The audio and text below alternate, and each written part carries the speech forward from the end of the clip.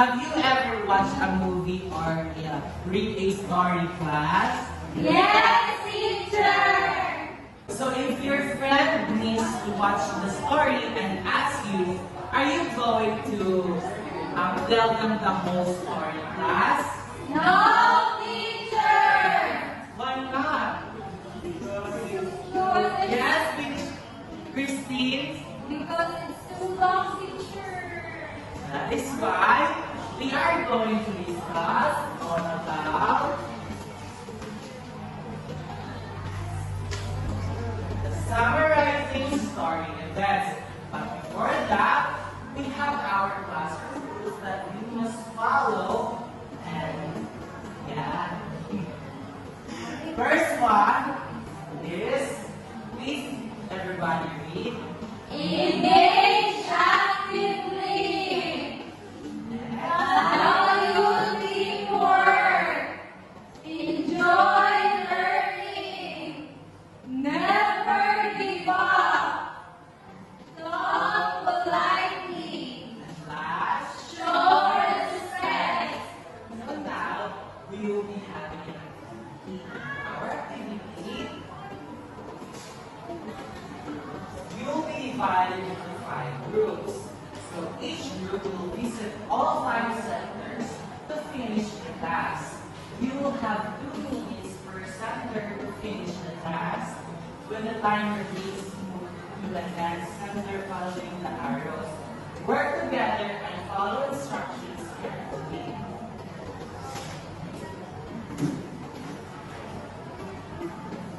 Since there are 5 centers, you have a total of 5 minutes.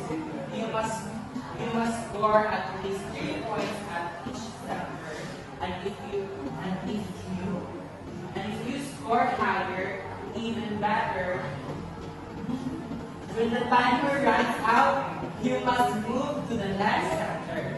Follow the arrows to know where to go next. Each center has a chart with instructions for the activity to be done there. Follow the instructions carefully so you can earn points. The group leader must check that all members are completing the activity correctly. Am I clear, class? Yes, teacher! Okay, class, are you ready for our activity? Yes, teacher! Now, I will divide you 5 groups. So, the group 1, group 2, group 3, group 4, and group 5. So, you're going to visit all the 5 centers. So, first, group 1 will start in the computer center. Group 2 will start in the art activity center. Group 3 will start in journal writing center. The group 4 will start in the reading center. And group 5 will start in the manipulative center. So, I will give you 3 minutes in each center. So, when the time starts, you will now start answering all the activity that provide in each center. And when the time runs out, you're going to proceed to the next station until all the centers, all the activities are finished. Am I understood, class? Yes, teacher! Okay, please stand up and you are beginning now by going to each center. Okay, so please go to your center and wait for my command.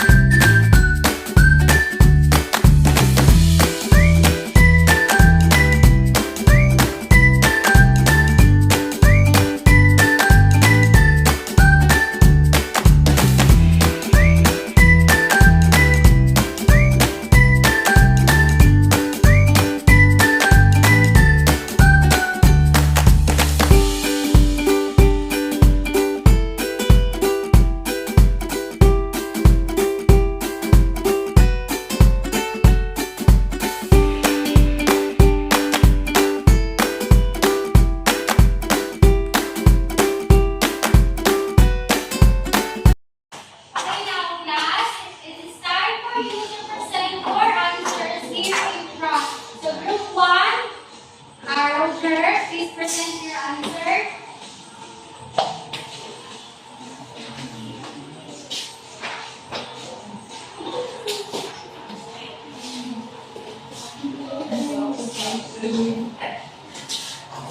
Okay, please listen everyone. Classmates, this is our book. First is in the arts activities center, we draw based on the story, we draw a lighthouse. First, this is the lighthouse is locked, and then it opened, and then there is a key and nice star and he was. Then station 3 is we summarize the story picture. First, Maya and Sam were flying like the skylands are higher than ever before. Then the big field near the old lighthouse.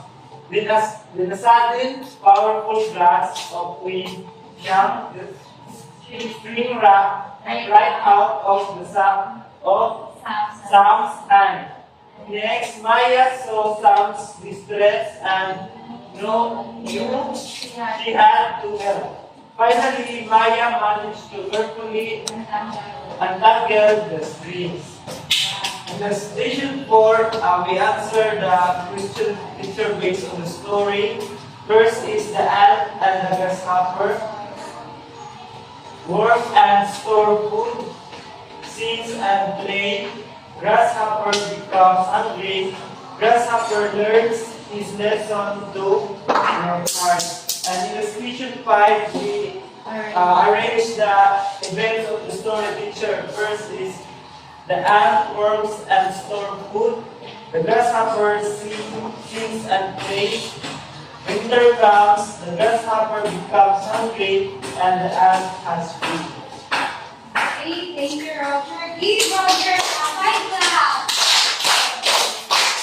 Okay, good afternoon, everyone. So this is our conversation. So let me read the beginning. So our beginning, Clara and Leo find a mysterious map in a book that leads them to an old lighthouse with strange symbols and a riddle. So here we have grumbling of old lighthouse. For the beginning, the middle, they travel to the lighthouse and find a secret entrance. Use a special key to open that attic and discover a telescope and a lamp chest. So for the middle, we draw again a lighthouse with a key type. Kaya ang naging key kay Siri yung kapag nila sa lighthouse, pilit nila nakabre ang lighthouse. So Siri yung nakadundun siya nga na itumatag niya daw lang sa iya. So katong makita, katong imong ikanong nila yung para makasunod sila sa mysterious lighthouse. And in the ending, they open the chest and learn that the real treasure is knowledge and teamwork, not gold, and they solve the mystery together. So for the third time again, we draw up a lighthouse with a strange symbol. Tapos nakasulod na, for this time, nakasulod na si Elara and Leo kay tungkol sa ilang teamwork o patungkol sa ilang knowledge of teamwork, noon na nasolve nila ang ilang mystery. So, first station being journal writing. So, first, we read a story and then we summarize it using the important events of the story. So, first, Maya and Sam were flying their kite when a strong wind blew it into a tall tree. Then, Sam felt sad because the kite was stuck high in the branches. Next, Maya bravely returned the kite to Sam, and they were happy that their friendship stayed strong. So, in station 4, the reading center, so we read a story entitled Anne and the Grasshopper. So, the story Anne and the Grasshopper has 5 questions. So, this is our answer. So, in number 1, Anne. So, who is the main characters of the story? So, our answer is Anne and the Grasshopper. So, in number 2, our answer is Anne was working all day and gathering food. So, si Anne work daw all day tapos nagtuto siya o pagkaon. So, in number 3, our answer is Grasshopper was lying in the shade and just looking at the ant and feel tired. So, si Grasshopper daw nagkahiga na daw siya, tapos nagpasilong na nagtatanaw bang na work all day, tapos sa inyo tanawang ikakurin na daw siya tanaw, kay kapit ang tanaw sa ikan. So, in number 4, Grasshopper had no food stored. So, si Grasshopper kay kapulan ng kaayo, walang trabaho all day, so niabot tong niabot ang rainy day, rain na adlaw, tapos wala siya makita na food kay ikulan na kay wash away ang mga pagkaon. So, wala siya pagkaon nga makaon. So, in number 5, as a result, Anne has a full tummy and now Grasshopper is hungry. So ang result ka sa himo ni Anne kay sa panahon ng ig-ulan, siya na siya makaon everyday. Tapos Grasshopper na wala man siya na trabaho. So, in station 5, the manipulative center, we arrange the sequence of the story in picture 4. So, first, the ant works and stores food. The next is the ant has food. Next is the grasshopper sings and plays. The grasshopper becomes hungry. And lastly is winter comes. And that's all. Class, all of you shared the thoughtful and creative answers from different centers. So now, in the computer center, it helps you to look at pictures that what happened first, next, and last.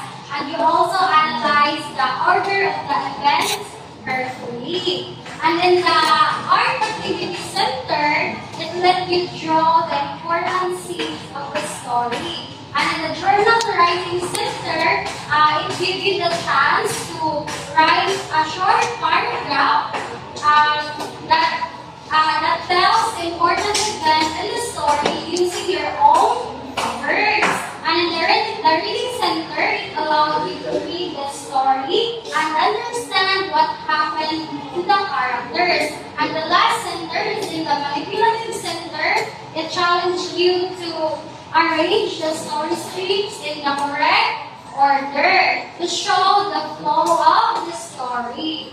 So, all of you participated in the activity of each center. So, give yourselves 5 claps. And now, class, what did you notice about the activities you did today? Yes, Martinito. We identified the sequence of events based on the story teacher. That's right. All your activities help you identify and arrange the important events of the story. And what do we call when we tell only the important events of the story in the right order using our own words? Yes, Roger? Summarizing the story events teacher. Yes, Roger is correct. telling the story briefly by including only the main events and their proper sequence, beginning, middle, up to the end. Why do you think summarizing is important? Yes, Margie. It's important so that important events and stories we can understand the story better. Yes, correct. Summarizing helps us understand what we read clearly. How did working together in your center make the task easier? Yes, John Lloyd. Again, teacher. How did working together in your center make the task easier? By including the other's perspective, teacher, it makes the work easier. Okay, thank you. So since you already know about the summarizing story events, please give yourself 5 claps. Okay, so now we will have another activity. So for our mechanics, first, each group will get a short manila paper and colored markers. Draw 3 big boxes and label them beginning, middle, and end. Each group will be given different short stories and write 1 or 2 sentences in each box that summarize the key events. 4. Assign 1 member to draw simple illustrations showing each part of the story. And 5. After 5 minutes, each group will present their story, summary chart in front of the class. Am I clear, class? Yes, teacher.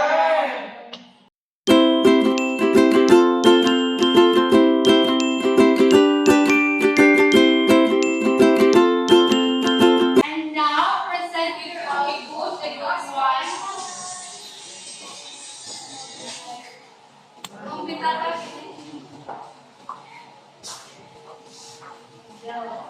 Teacher, this is the beginning, the middle, and the end. So, the story is the Great School Garden Challenge. So, in the beginning, teacher, first, Leo and Maya are gardening blocks and small waves from the supply room. So, ngunit si Leo, ngunit si Maya, o ngunit black, at ngunit ang supply room. So next, they went to the hardware store with their teacher's permission slip and carefully selected bags of nutrient-rich topsoil. So muna sila yung si my teacher at muna ng slip ng pinala o muna ang mga sako o bag sa topsoil. So finally, they hammered small wooden stakes into the ground and strung wine around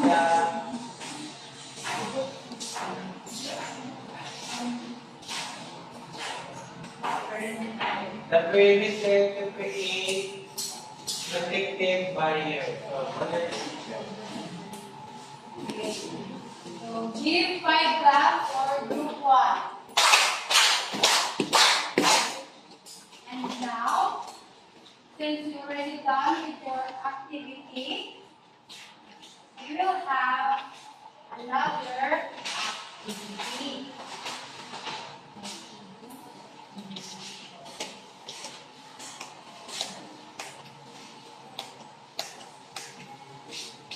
Direction is read.